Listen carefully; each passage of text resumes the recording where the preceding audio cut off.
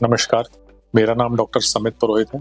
मैं senior director and unit head हूँ cancer विभाग का एक्शन कैंसर हॉस्पिटल में। क्या कैंसर जेनेटिक होता है? ये एक बहुत आम सवाल है जो हम हर रोज़ अपनी ओपीडी में सुनते हैं।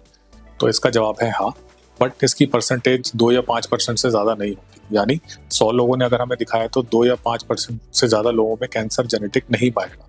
इसकी परसेंटेज बहुत लिमिटेड है। इसको हम फैमिलियल कैंसर्स भी बोलते हैं। इसका मतलब यह है कि आपके परिवार में आपके पिता की साइड या आपके माताजी की साइड कई प्रकार के कैंसर मिल सकते हैं। जैसे मामा जी को एक कैंसर था, मौसी को कुछ रहा और फिर आपको हुआ, या आपको नहीं हुआ तो नेक्स्ट जनरेशन हुआ। तो इस तरह से जेनेटिक कैंसर प्रेजेंट कर सकते हैं।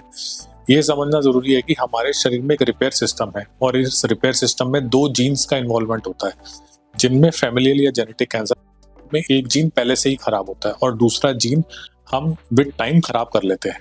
जैसे कि अगर हम कोई नशा करते हैं, शराब या सिगरेट का सेवन करते हैं, एज के साथ साथ, चेंज इन क्लाइमेट के साथ साथ, एक्सपोजर्स के साथ साथ, तो ये पेस्टिसाइड्स के यूज के साथ साथ, तो दूसरा जीन भी खराब हो सकता है और वो कैंसर में कन्वर्ट हो जाता है। कैंसर जब भी होता है तो एक unregulated uncontrolled growth of cells शरीर में हो जाते हैं जो कि फैल सकते हैं।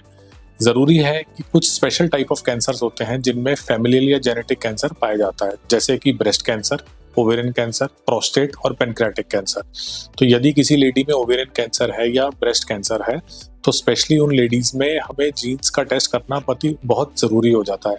इसी तरह पेनक्रियाटिक और प्रोस्टेट कैंसर ऐसे कैंसर हैं जिनमें 4 में से 1 या 2 व्यक्तियों में जेनेटिक पाया जा सकता है, जेनेटिक इन्वॉल्वमेंट है। अब इसके क्या लाभ हैं? अगर हमने जीन का पता लगा लिया, जो कि हम सिंपल ब्लड टेस्ट से या ट्यूमर टिश्यू से या जो बायोप्सी वाला स्पेसिमेन है उससे पता कर सकते हैं। जीन्स आइडेंटिफाई करने पे इसका ट्रीटमेंट में भी लाभ है। हम उस जीन को एक दवाई से ब्लॉक कर सकते हैं ताकि वो कैंसर आप में बिल्कुल खत्म हो जाए। इसके अलावा आपकी फैमिली में भी आगे आने वाले टाइम में हम इसको रोक सकते हैं। तो अगर आपकी फैमिली में ये पर्टिकुलर जीन पाया जाता है तो रेगुलर स्क्रीनिंग एडवाइजेबल है।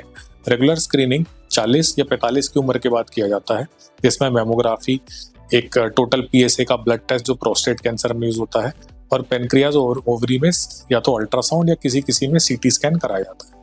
अगर हम इनमें पता कर लेते हैं जेनेटिक कैंसर्स, तो ज्यादातर जेनेटिक कैंसर्स बहुत अर्ली स्टेज में पाए जाते हैं और अर्ली स्टेज में पाए जाने से इनको अर्ली उपचार और ठीक होने की परसेंटेज बहुत ज्यादा हो जाती है।